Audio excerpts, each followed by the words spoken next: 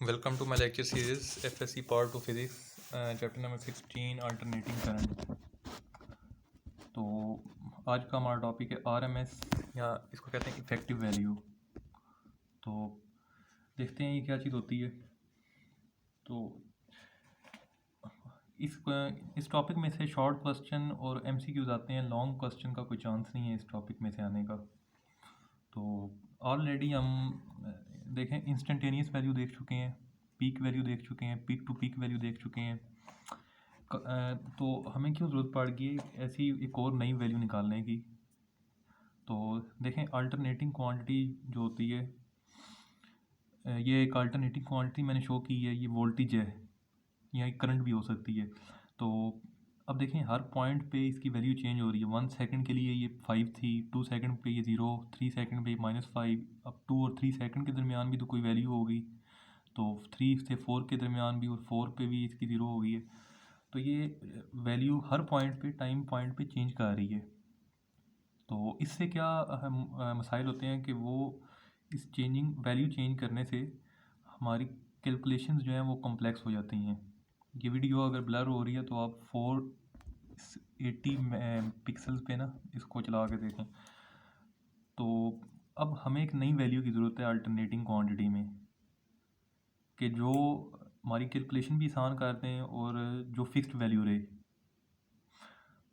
और तो वो किस तरह होती है कि ये उसी को हम कहते हैं इफेक्टिव वैल्यू या रूट मीन स्क्वायर वैल्यू। और हमेशा ये MCQ आ सकता है, theta is equal to 45 degree पे एग्जिस्ट करेगी, थीटा 45 पे।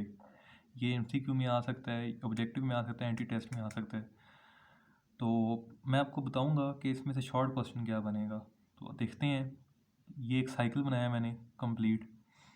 तो ये 90 डिग्री पे पीक वैल्यू थी, 45 डिग्री पे आके जो वैल्यू मिली हमें ये है RMS वैल्यू। ये 45 डिग्री जो है मैंने इसमें पुट किया। तो देखते हैं कि रिज़ल्ट आता है हमारे पास 0.7 वी मैक्सिमम या वी पीक, यानी पीक वैल्यू। तो इसे मैं इस तरह डिकोड कर सकता हूँ कि जो चीज़ लिखी हुई है कि VRMS वैल्यू हमेशा 70% ऑफ पीक वैल्यू होती है। ये जो चीज़ आ रही है मैं ये बता रही है, अगर मैं 0.7 की जगह 1 कर दूँ तो V is equal to V0 हो जाएगा। मतलब ये दोनों चीज़ें सेम हो जाएंगी, मतलब 100% है ना, ये V0 100% बन जाएगा। अब ये 0.7 है तो मैं ऐसे लिख सकता हूँ ये पीक वैल्यू का 70% होती है।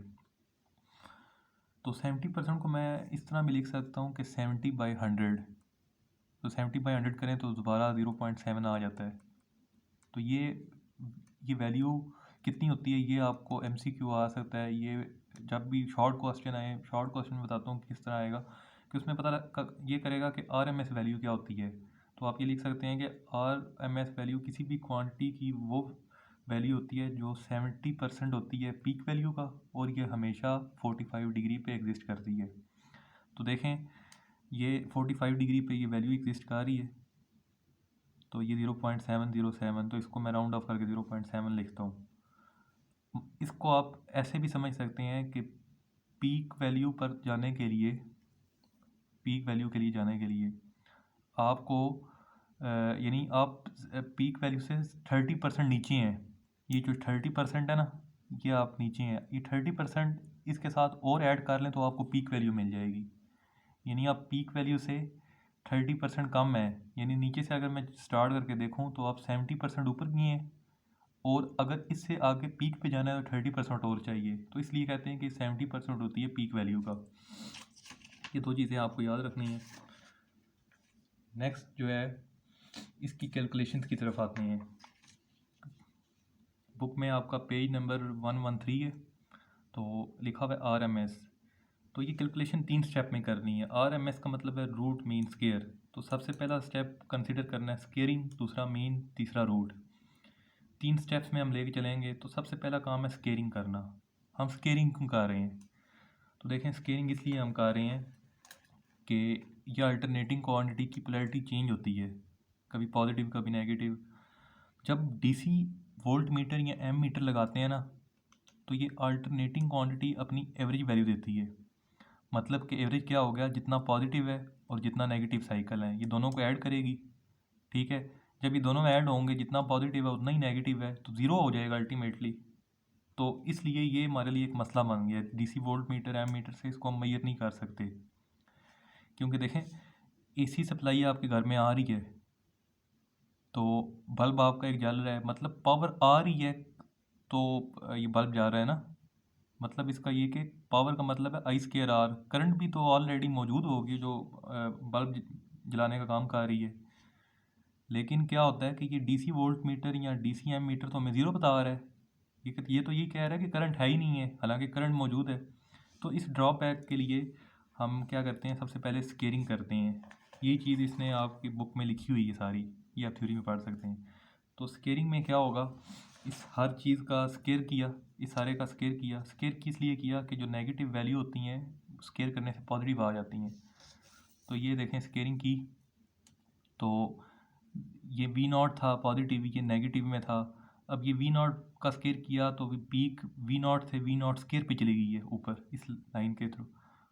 और हर नेगेटिव वैल्यू भी देखें, ये जो नेगेटिव थी पहले ये पॉजिटिव आ गई हैं, तो हमें दो वैल्यूज़ मिल गई हैं। ज़ीरो सबसे कम वैल्यू, मैक्सिमम वैल्यू जो है वो वी नॉट स्केयर।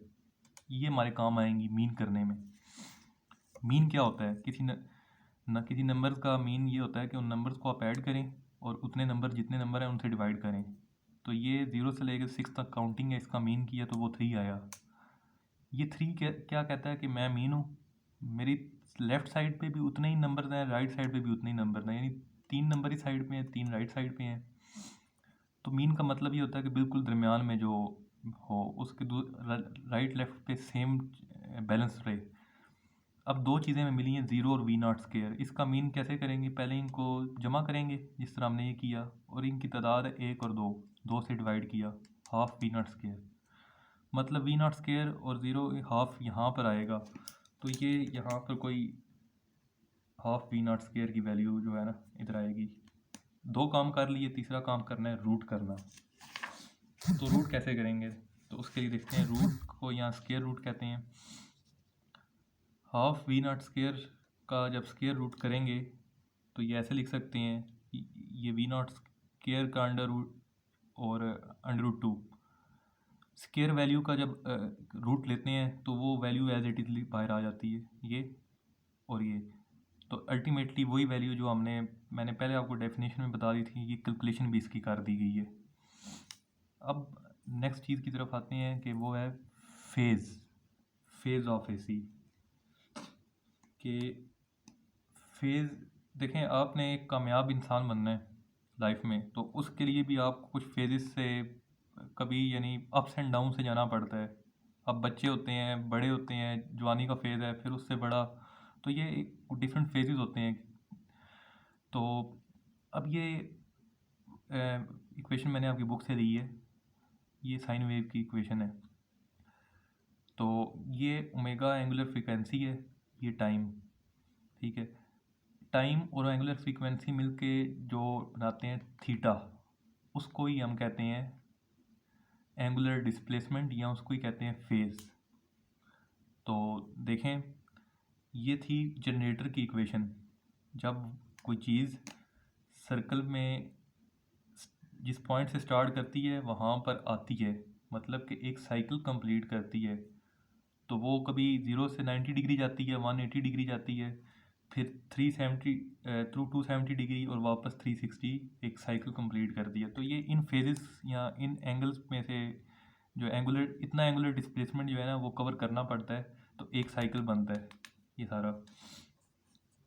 तो अब मैं इसको आपको ना समझा देता हूँ यहाँ से भी। तो ये देखें कि ये इक्वेशन थी हमारे पास, तो ये थीटा जो है ये फेज़ या एंगुलर डिस्प्लेसमेंट है। स्टार्ट में क्या होता है, मैग्नेट्स के दरमियान एक कॉइल थी, वो इस फॉर्म में थी, यानी इस तरह पड़ी थी इस हालत में। थीटा 0 डिग्री था रेफरेंस, अगर ये ओरिजेंटल एक्सिस लें। 90 डिग्री काउंटर क्लॉकवाइज मूव किया, ये आ गई। 180 डिग्री मूव किया, ये पोजीशन आ गई। 270 डिग्री मूव किया, ये पोजीशन। 360 पे जब मूव किया तो सेम जो पोजीशन पहले थी वो पोजीशन अभी आ गई है। देख लें, रेड इधर है, रेड इधर है, ग्रीन इस साइड पे है तो ग्रीन राइट पे है। तो ये अब देखें, अब वापस इसी पोजीशन पे आने के लिए इसको इन सारे फेजेस से गुजरना पड़ा है। तो मतलब कि एक जब साइन वेव बनाते हैं, ज़ीरो वैल्यू इसमें पुट करें, ज़ीरो आता है। 90 वैल्यू इसमें पुट करें, मैक्सिमम वैल्यू आती है। 180 इसमें पुट करें, ज़ीरो वैल्यू आती है। 270 पुट करें तो नेगेटिव में पीक वैल्यू आती है। 360 जब इसमें पुट करें तो ये वैल्यू आ जाती है इसकी, फिर ज़ीरो आती है। तो मतलब ये हो गया कि ये एक साइकिल जो बना है उसके लिए इन फेजेस में से गुजरना पड़ा है। और ये टोटल फेज होते हैं 0 से लेके 360 का 360 फेज होते हैं एक साइकिल में। यानी इतने एंगल होते हैं, 1 डिग्री 2 डिग्री। हमने तो ये क्वाड्रेचर लिए हैं ना, यानी 90 के रिस्पेक्ट से ले रहे हैं। तो ये इन एंगल को ही जो है ना फेज कहते हैं हम। एंगुलर डिस्प्लेसमेंट जो होता है ना उसी को फेज कहते हैं। फेज डिफरेंस क्या है? दो फेजेस के दरमियान जो डिफरेंस आ रहा है उसको फेज डिफरेंस कह देंगे। तो देखते हैं, दो वेव फॉर्म्स हैं, दोनों किसी कोऑर्डिनेट एक्सिस के ज़ीरो ओरिजिन पॉइंट से स्टार्ट हो रही हैं। दोनों में कोई फेज डिफरेंस नहीं है। क्यों? देखें, 90 डिग्री पे ये भी पीक पे जा रही है, इसी 90 डिग्री पे ये भी पीक पे जा रही है, इसी 90 पे ये भी पीक पे है। 180 पे ये ज़ीरो हो रही है, 180 ये भी ज़ीरो हो रही है। इसी तरह 270 पे ये नेगेटिव पीक पे है, ये भी 270 पे नेगेटिव पीक पे है। तो मतलब कि नो फेज डिफरेंस। तो waveforms are in phase, ये इन फेज वेव फॉर्म्स हैं, इनमें फेज डिफरेंस नहीं है। अब फेज डिफरेंस कैसे स्टडी करते हैं? ये दो वेव फॉर्म्स हैं, एक रेड है एक ग्रीन है। रेड का साइकिल 0 से स्टार्ट हो रहा है, 360 पे ख़त्म हो रहा है। ग्रीन का साइकिल 90 डिग्री से स्टार्ट हुआ है और ये 360 से आगे जा के दोबारा जो 90 होता है, क्योंकि 360 के बाद दोबारा स्टार्ट हो जाता है साइकिल, 90 पे ख़त्म हो रहा है। तो मतलब कि अब इनके स्टार्टिंग पॉइंट देखें, ये इसका स्टार्टिंग पॉइंट है, ये स्टार्टिंग पॉइंट इसका, इन दोनों में एक डिफरेंस आ गया, फेज शिफ्ट आ गया, जिसको हम कहेंगे फेज डिफरेंस है। इन दोनों को मैं अलग-अलग यहाँ बनाता हूँ सेपरेट करके। तो अब देखेंगे कि अगर मैं एक स्केल लेके यहाँ पर लगाऊँ तो ये 90 और ये 0 को टच करेगा। तो मतलब कि phase difference 90 minus 0 90 degree, 180 minus 90 degree. लेकिन इस मेथड से फेज डिफरेंस कैलकुलेट करने से ना एक अच्छा मेथड भी है, मैं उसका आपको है बता देता हूँ। फेज डिफरेंस मेरा काम था समझाना। उसमें क्या होता है कि हम टैली करते हैं, peak to peak tally. Peak to peak tally क्या होती है कि देखें, ये कोई वेव थी, ये कोई वेव जो है, ये भी एक वेव है, ये ओरिजिन पे है और ये वेव भी उसी तरह की है, लेकिन ये राइट साइड पे ज़रा हट के है, शिफ्ट हो गई है, जिसको ग्रीन से बनाया मैंने। अब इसका फेज डिफरेंस देखना है कि कितना है। तो मैं क्या करता हूँ, इसको पकड़ के अगर वापस इस पॉइंट पे ले आऊँ तो मुझे मतलब 90 डिग्री मूव करना पड़ेगा, इस बिल्कुल सेम वेव मान जाएगी ना। तो वो इस तरह से भी आप कह सकते हैं कि फेज डिफरेंस 90 डिग्री आ गया। यहाँ पर दूसरा तरीका ये होता है पीक टू पीक टैली। इसकी पीक देखें आ रही है 90 डिग्री पे, इसकी पीक आ रही है 180 पे, तो 180 माइनस 90 फेज डिफरेंस आ गया। तो इस तरह सारी ये पीक भी लेके आप ये पीक आ रही है 270 पे, इसकी पीक 360 पे, दोनों को दरमियान जो डिफरेंस है 90 डिग्री का। Phase lead, phase lag. Phase lead और फेज लैग क्या है? लीड का आपने ऐसे याद रखना है कि जो चीज़ पहले आती है उसको आपने कह देना है कि ये चीज़ लीड का आ रही है। इसी तरह जो चीज़ बाद में आ रही है या पीछे रह रही है उसको आपने कहना है कि ये लैग का आ रही है। तो ये आप जब आगे आना किसी चीज़ का या पीछे आना, तो ये टाइम की मैं बात कर रहा हूँ, ठीक है। तो मैंने इसलिए टाइम के पॉइंट्स ये नीचे लगाए, ये टाइम के पॉइंट्स हैं नीचे। अब देखें क्या होगा, ये वेव है रेफरेंस जिसमें कोई शिफ्ट नहीं है। इस वेव को मैं थोड़ा सा राइट साइड पे शिफ्ट कर दिया, ये वेव आ गई, उसको वेव नंबर 1 का। इसी वेव को मैंने पकड़ के थोड़ा सा पीछे ले आ गया, मतलब ये वैल्यू यहाँ पर आ गई, ये शिफ्ट कर दिया, ठीक है। ये लैग कर रही है वेव, और ये क्यों लैग कर रही है मैं बताता हूँ, उसको ज़रा मैं डिस्कस करता हूँ। तो देखें कि टाइम पॉइंट्स मैंने इनको टी टाइम पीरियड तक ये वेव इस वेव फॉर्म का टाइम पीरियड मैंने लिख ली है। इस वेव के साथ मैंने इसको भी कंपेयर करना है, इसी वेव के साथ मैंने इसको भी कंपेयर करना है। तो देखें टाइम को मैंने नीचे न्यूमेरिक नंबर में भी ले लिए, 4 सेकंड तक इसका ना पीरियड है। तो अब देखें क्या हो रहा है कि ये अभी 0 सेकंड पे स्टार्ट हुई है, ये बिल्कुल यहाँ पर इसने अपना ओरिजिन से स्टार्ट ले ली है। उस वक्त ये क्या कर रही है, ये तो स्टार्ट नहीं हुई इस वक्त, तो मतलब मैं कहूँगा कि ये पीछे रह रही है। तो मैं ऐसे कह सकता हूँ ये जो वन वेव है, ये वाली वन लेग्स और ये रेफरेंस से पीछे रह रही है, इस रेफरेंस से पीछे रह रही है। दोबारा देख लें कि ये तो 0 सेकंड पे स्टार्ट होगी थी, लेकिन अभी तक ये स्टार्ट नहीं हुई। ये तो स्टार्ट होगी आगे 1 सेकंड पे जाके टाइम लगेगा। इसका मतलब ये वाली जो वेव है 1, ये लैग कर रही आर से। या मैं ये कह सकता हूँ कि ये वेव आगे जा रही है, जब ये पीछे रह रही है तो इसका मतलब है कि ऑटोमेटिकली ये आगे आगे मूव कर रही है। तो मैं ये लिख सकता हूँ कि ये जो रेफरेंस वेव है और ये क्या कर रही है, लीड कर रही है किससे, 1 से आगे निकल रही है। अब देखें वेव नंबर 2 की तरफ आ जाते हैं। वेव नंबर 2 में क्या हो रहा है, ये अभी 0 से स्टार्ट हुई है, जबकि वेव नंबर 1 ऑलरेडी पीक पे पहुंची हुई है। मतलब कि ये कहीं पीछे से आ रही थी, जहाँ पर 0 वैल्यू थी। इसका मतलब ये है कि इसके स्टार्ट होने से पहले ऑलरेडी इसने पीक वैल्यू अटेन कर ली है, पहुंच गई है। जब ये पीक पे गई तो जब ये पीक पे गई तो उस वक्त ये पीक से नीचे उतर के 0 पे आ गई है, जबकि इसने भी पीक पे उतर के नीचे 0 पे आना है। इसका मतलब ये हुआ कि वेव फॉर्म नंबर 2 जो है आगे जा रही है, लीड कर रही है और रेफरेंस वेव से, इस वाली वेव से। यहाँ फिर मैं ऐसे भी कह सकता हूँ कि अगर ये इससे आगे जा रही है तो मतलब ये वाली इससे पीछे होगी, कि वेव नंबर जो है आर ये लैग कर रही है 2 से। तो ये था, आपको बड़ा इम्पॉर्टेंट चीज़ है ये, नेट पे भी आपको शायद ना मिले किसी लेक्चर में भी, फेज डिफरेंस इस तरह समझाना। अब देखें इक्वेशन को देखना है, कुछ इक्वेशंस हैं। ये जो इक्वेशन होती है ना जिसमें कोई फेज शिफ्ट, ये उसके लिए होती है जो किसी कोऑर्डिनेट एक्सिस के ओरिजिन से कोई वेव स्टार्ट कर रही है। मतलब कि कोई ऐसे एक्सिस है, इसके ओरिजिन से अगर वेव स्टार्ट कर रही है तो ये उसके लिए ये इक्वेशन है जिसमें फेज शिफ्ट नहीं होता। ये इक्वेशन इसके लिए है, ये बात याद रखनी है आपने। अगर ये लैग करे, मतलब थीटा डिग्री शिफ्ट कर दें आगे, तो इससे क्या होगा कि इसकी इक्वेशन चेंज हो जाएगी। यानी यहाँ पर ओमेगा टी था, इसमें ओमेगा टी के साथ एक नई चीज़ आ जाएगी, ये phase shift theta minus sine के साथ। ये माइनस साइन क्यों आता है मैं बताऊँगा आगे, ये लैग को शो करने के लिए।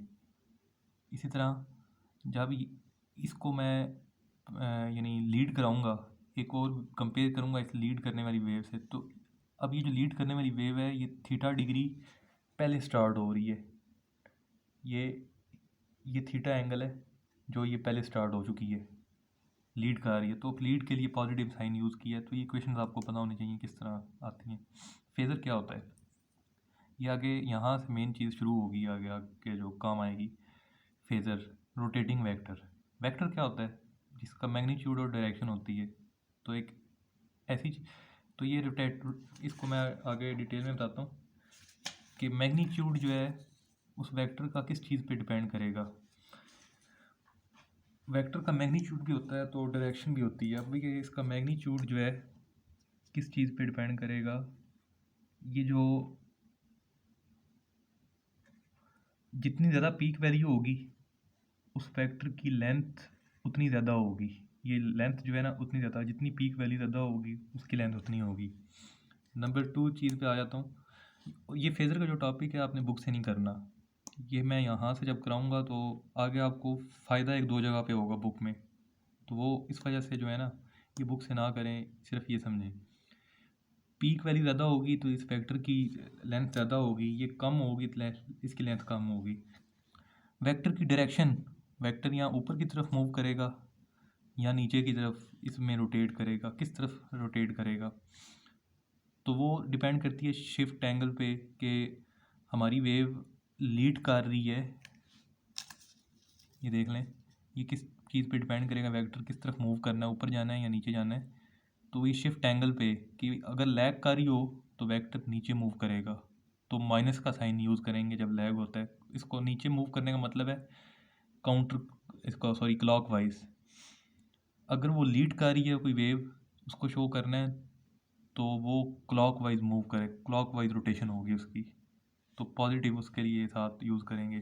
तो ये इंपॉर्टेंट चीज़ है, ये देख लें कॉन्सेप्ट बिल्डिंग के लिए, ये बहुत इंपॉर्टेंट है, आगे आपके ये काम आना है कि इसमें क्या हो रहा है। इसमें देखें आप कि एक रेफरेंस सिग्नल है जिसमें कोई फेज शिफ्ट नहीं, थीटा इज इक्वल टू 0 है। इसका वेक्टर क्या होगा, देखें फेज शिफ्ट ही नहीं है, ये यहाँ पर ही पड़ा रहेगा, ठीक है। जितनी इसकी ये वी पीक है, जितनी वैल्यू है यहाँ से लेके ऊपर तक, ये उतना ही इसकी लेंथ आ गई है। ये इसकी लेंथ वी पीक वैल्यू भी हो सकती है या फिर RMS वैल्यू भी हो सकती है, दोनों ले सकते हैं, लेकिन मैं पीक ले रहा हूँ। ये पीक जितनी लेंथ है वो इतनी इधर आ गई है। अब फेज शिफ्ट आ गया, लैग कर रही है। लैग का मतलब होता है कि वेक्टर काउंटर क्लॉकवाइज मूव करेगा, मतलब ऐसे मूव करेगा। कितना लैग कर रही है, थीटा, तो ये थीटा लैग कर गई। अब नेक्स्ट चीज़ जो आ गई है उसमें ये है कि ये वेव लीड कर रही है एक वेव, उसके लिए इक्वेशन आपको पता है, उसमें प्लस क्यों आया, माइनस क्यों आया आपको पता लग गया है, इस वजह से आया है, इधर माइनस आता है मूव करते हुए फेजर को। अब ये लीड कर रही है, तो लीड के लिए क्लॉकवाइज डायरेक्शन, काउंटर क्लॉकवाइज या एंटी क्लॉकवाइज ऊपर की तरफ ये वेक्टर ऐसे मूव करता रहेगा। इसमें ये ऐसे मूव करेगा, इसमें ऐसे मूव करेगा, फेज शिफ्ट है थीटा, मैंने लिख दिया। तो ये तीनों चीज़ें आपके इंपॉर्टेंट हैं। जो ये देख लें, इन दोनों की लेंथ जो है वो डिफरेंट है, ये पीक वैल्यू डिफरेंट है लेकिन एक ही फेज़ में है। मैं कहता हूँ कि थीटा, इसका फेज़ थीटा 1 है, ग्रीन से शो किया है, रेड वाली का थीटा 2। तो ये ग्रीन मैंने बड़ी दिखाई है, रेड छोटी दिखाई है, क्यों, ग्रीन की पीक वैल्यू ज़्यादा है, इसकी कम है। दोनों के मैंने जो है ना ये सपोज किए हुए हैं, थीटा 1 और थीटा 2। अब देखें एक एग्जांपल समझाता हूँ, ये एग्जांपल आपने समझी नहीं है।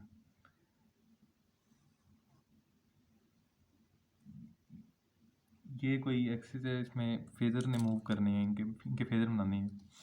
15 sin ओमेगा t +30 का मतलब है कि ये यहाँ से 30 लीड करेगी और फेज़र की लेंथ जो है वो है 15। फेज़र बड़ा बना। अब दूसरे में क्या हो रहा है कि उसमें 5 sin ओमेगा t -60 डिग्री है। -60 का मतलब है कि हम ऐसे नीचे चलेंगे, अब -60 डिग्री, माइनस का साइन है लैग को शो करने के लिए, ये लीड के लिए, ये लैग के लिए। इसका फेज़र जो है ये आ गया, ये देखें छोटा, लेंथ में कम है क्योंकि इसकी वैल्यू 5 है, ये 15 बड़ा है इसमें लेंथ में। फेज़र को हम इस तरह भी रिप्रेजेंट कर सकते हैं जिस तरह ये किया हुआ है कि इसका एंगल थीटा होता है, उसकी एक पीक वैल्यू या RMS वैल्यू होती है, तो ये फेज़र को ऐसे भी शो कर सकते हैं। तो ये चीज़ समझना ना इम्पॉर्टेंट थी। ये चीज़ अगर आपको याद रहती है फेज़र के लिए, तो आगे आप इस चैप्टर में ना चल सकते हैं। तो थैंक यू वेरी मच।